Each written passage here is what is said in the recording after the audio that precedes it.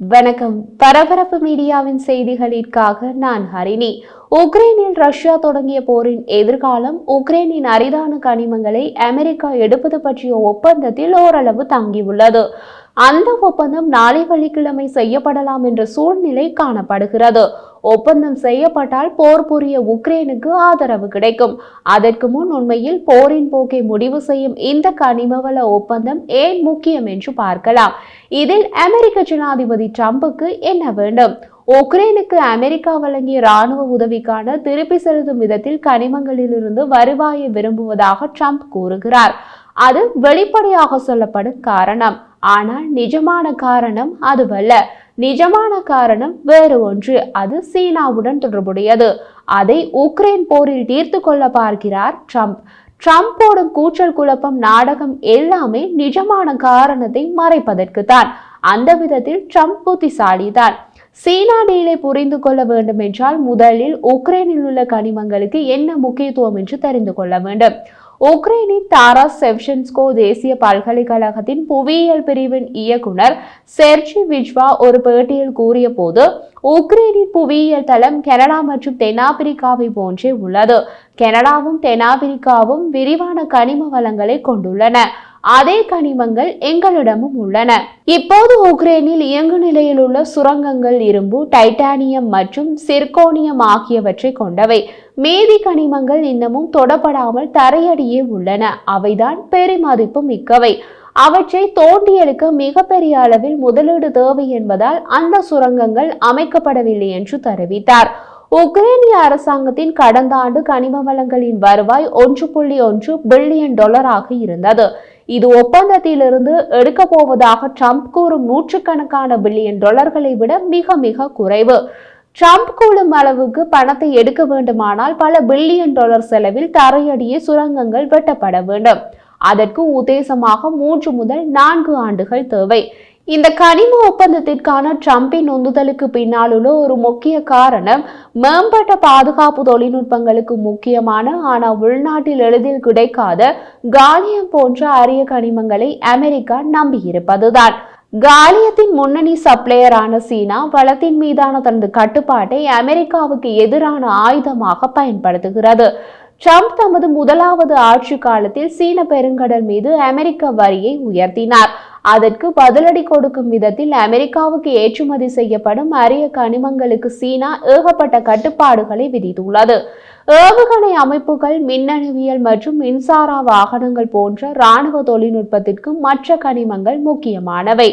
ஐரோப்பிய ஒன்றியத்தால் முக்கியமானவை என அடையாளம் காணப்பட்ட 34 கனிமங்களில் 22 கனிமங்கள் உக்ரைனில் உள்ளன. அவற்றில் காலியமும் ஒன்று. அமெரிக்காவின் பிரச்சனை என்னவென்றால், சில முக்கியமான கனிமவள விஷயத்தில் சீனா அமெரிக்காவை விட பல மடி மேலே உள்ளது.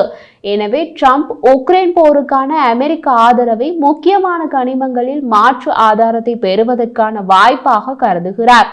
சீனாவின் மீதான அமெரிக்க சார்பை குறைப்பது அல்லது இல்லாது செய்வதே டிரம்பின் நோக்கம். டிரம்ப் சீனா இறக்குமதிகளுக்கு அமெரிக்க வரி விதிப்பை அதிகரித்த போது சீனா தமது கனிமவள இறக்குமதி கட்டுப்பாடுகள் மூலம் விரைவில் பதிலடி கொடுக்கும் என்று டிரம்ப் கணித்திருக்க மாட்டார். டிரம்ப் ஒருபோதும் தனக்கு ஏற்படும் தோல்வி அல்லது எதிரிக்கு ஏற்படும் வெற்றி பற்றி வாய் திறப்பதில்லை. ஆனால் அதை மனதில் வைத்துக் கொண்டு எதிரியை எதிர்பாராத இடத்தில் வீழ்த்த பார்ப்பது அவரின் இயல்பு. அந்த எதிர்பாராத இடம்தான் உக்ரைன். உக்ரைனில் எடுக்கப்படாமல் நிலத்தடியே உள்ள காலியம் நம்பகமானதாகவும் நீடித்ததாகவும் இருப்பதால் இராணுவ உற்பத்தி துறையால் அதிக அளவில் மதிக்கப்படுகிறது. குறிப்பாக காலியம் பயன்படுத்தப்படும் இராணுவ தயாரிப்புகள், செயற்கைக்கோள் தொடர்பு சாதனங்கள் மற்றும் மின்னணு போர் சாதனங்கள், வழி செலுத்துதல் மற்றும் விமான போக்குவரத்து கட்டுப்பாட்டு அமைப்புகளால் பயன்படுத்தப்படும் மல்டிஷிப் தொகுதிகளிலும் காலியம் பயன்படுத்தப்படுகிறது. காலியம் தவிர உக்ரைனில் கிராஃபைட்டின் பெரிய அளவிலான வளங்கள் உள்ளன. இது மின்சார வாகனங்கள் மற்றும் அணு உலைகளின் கட்டுமானத்தில் பயன்படுத்தப்படும் ஒரு மூலப்பொருள். ஐரோப்பாவில் பயன்படுத்தப்படும் லித்திய வளத்தின் 1/3 பங்கு உக்ரைனில் உள்ளது. லித்தியம் பேட்டரிகளில் பயன்படுத்தப்படுகிறது. டிரம்பின் கவனம் கிரீன்லாந்தில் உள்ளது, கனடாவிலும் உள்ளது என்பதை அறிந்திருப்பீர்கள். அதற்கு டிரம்ப் வெவ்வேறு காரணங்களை கூறியுள்ளார். ட்ரம்ப் கூறாத காரணம் கனடாவும் கிரீன்லாந்தும் முக்கியமான கனிமங்களின் குறிப்பிடத்தக்க இருப்புகளை வைத்திருக்கின்றன. இவற்றை ட்ரம்பால் எடுக்க முடிந்தால் சீன கட்டுப்பாட்டு வளங்களுக்கு உத்தரவாதமான மாற்றாக அமையும். சரி, உக்ரைனுடன் ஒப்பந்தம் செய்யக்கூடிய ட்ரம்ப் புட்டினுடன் ஏன் பேசுகிறார்? அதற்கு காரணமும் சீனாதான். ட்ரம்பின் முக்கிய கவலைகளில் ஒன்று ரஷ்யாவுடனான சீனாவின் கூட்டாண்மை. சீன ரஷ்ய கூட்டணியில் இப்போது சீனா ஆதிக்கம் செலுத்துகிறது என்பதில் சந்தேகமில்லை. இராணுவம், பொருளாதாரம் மற்றும் தொழில்நுட்பம் ஆகிய துறைகளில் ரஷ்யாவுக்கும் சீனாவுக்கும் இடையே அதிகரித்து வரும் ஒத்துழைப்பை கவலையுடன் பார்க்கிறார் ட்ரம்ப். உலகளாவிய விவகாரங்களில் சீனாவின் செல்வாக்கை கடுமையாக எதிர்கொள்ள வேண்டும் என்று விரும்புகிறார் ட்ரம்ப். ட்ரம்ப் நிர்வாகம் ரஷ்யாவுடனான அமெரிக்காவின் அணுகுமுறையை மென்மையாக்குவதன் மூலம் சீனா ரஷ்ய கூட்டணியை குறைமதிப்புக்கு உட்படுத்த முயன்றது. இது ஐரோப்பிய தலைவர்களை அதிர்ச்சிக்குள்ளாக்கியது. ட்ரம்ப் நீண்ட காலமாக சீனாவை அமெரிக்காவுக்கு பெரும் அச்சுறுத்தலாக கருதுகிறார். சீனா அமெரிக்காவின் மிகப்பெரிய பொருளாதார போட்டியாளராகவும் இருக்கிறது. அமெரிக்காவை மீண்டும் சிறந்ததாக மாற்றுவதற்கு குறிப்பிடத்தக்க தடையாக சீனாவை கருதுகிறார் ட்ரம்ப். அதனால்தான் ட்ரம்பின் பொருளாதார கொள்கைகள் சீன வர்த்தக நடைமுறைகள், விநியோக சங்கிலி சார்புகள் மற்றும் புவிசார் அரசியல் சூழ்ச்சிகளை இலக்காக கொண்டுள்ளன. நூற்றுக்கணக்கான பில்லியன் டாலர் மதிப்புள்ள சீன இறக்குமதிகள் மீது அமெரிக்கா விதித்துள்ள சமீபகால வரிகள் சீனா இறக்குமதிகளின் விலையை உயர்த்துவதன் மூலம் அமெரிக்க தயாரிப்புகளை மிகவும் போட்டித்தன்மையுடன் உருவாக்குவதை நோக்கமாக கொண்டிருந்தன. இதன் மூலம் வர்த்தகங்கள் மற்றும் நுகர்வோர் உள்நாட்டு பொருட்களை வாங்குவதற்கு ஊக்கமளிக்கின்றன. அதே நேரத்தில் ட்ரம்ப் சீனாவின் ஏற்றுமதி பொருளாதாரத்தை பலவீனப்படுத்த முயன்றார். இதன் மூலம் சீன நிறுவனங்கள் அமெரிக்காவில் பொருட்களை விற்பதை மிகவும் கடினமாக்கியது. உக்ரைன் போரை விரைவில் முடிவுக்கு கொண்டு வர ட்ரம்ப் முயற்சிப்பதன் காரணமும் சீனாதான்.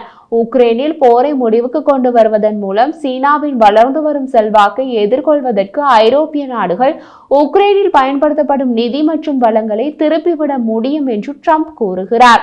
அமெரிக்காவுக்கு கனிமங்களை ஏற்றுமதி செய்வதற்கான சீனாவின் முட்டுக்கட்டைகள் முக்கியமான அமெரிக்க உற்பத்தியை பாதிக்கும் முன் உக்ரைனுடனான கனிம ஒப்பந்தம் ட்ரம்புக்கு தேவை. அத்தகைய ஒப்பந்தம் சீனாவுடன் இன்னமும் கடுமையான நிலைப்பாட்டை எடுக்க அவரை அனுமதிக்கும்.